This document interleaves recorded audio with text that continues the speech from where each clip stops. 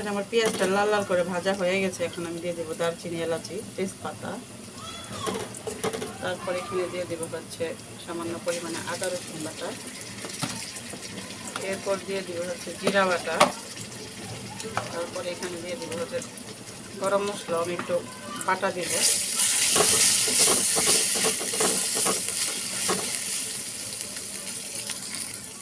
তারপর দিয়ে দেবো হচ্ছে সামান্য একটু মরিচের গুঁড়া, যখন আমি কাঁচা মরিচ দিয়েছি এই জন্য বেশি ঝাল দিব না। হলুদের গুঁড়া দিয়ে দিলাম। তারপর দিয়েছে পরিমাণ মতো লবণ। সবশেষে আমি এখানে একটু পানি দিয়ে মশলাটাকে ভালো করে কষিয়ে নিব।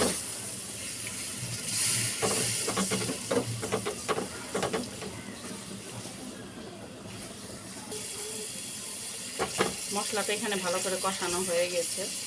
আমি এখন দিয়ে দিব আমার সেই আগে থেকে সিদ্ধ করে কুচি করে কেটে রেখেছিলাম সেই কলিজা আর হচ্ছে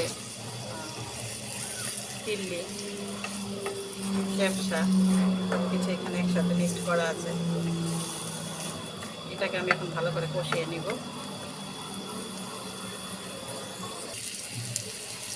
কলিজিগুলো কিন্তু আমার আগে থেকে সেদ্ধ করা ছিল, এর জন্য এটা থেকে কোনো পানি ঢুকবে না। আমি ভালো করে নেড়েচেড়ে এটাকে একটু কষিয়ে নিলাম। এরপর এখানে একটু পানি দিয়ে দিব। পানি দিয়ে আবার আমি এটাকে একটু কষিয়ে নেব। পানিটা দিয়ে তারপর হচ্ছে আমি একটা ঢাকনা দিয়ে ঢেকে দেব। তো এগুলো যখন এরকম কষানো হয়ে যাবে তখন আমি এখানে দিয়ে দেব কিছু পরিমাণ আলু। কারণ কলিজা ভুনা করলে আমার একটু সাথে একটু আলু না দিলে ভালো লাগে না।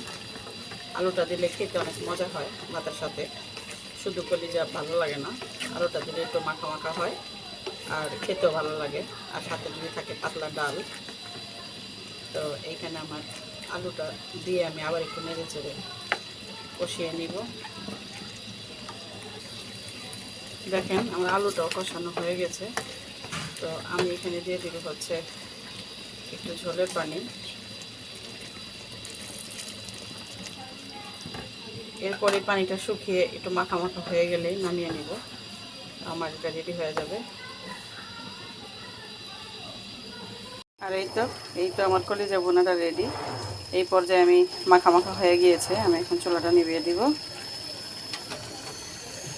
আর এটার সাথে হচ্ছে আমার এখানে আছে পাতলা ডাল। তো আজকে দুপুরের খাবার হচ্ছে ডাল ভাত আর হচ্ছে কলিজা ভুনা। ভিডিওটি ভালো লাগলে সবাই একটা লাইক দিবেন আর হচ্ছে ফলো দিয়ে আমার ভিডিওর পাশে থাকবেন। আল্লাহ হাফেজ।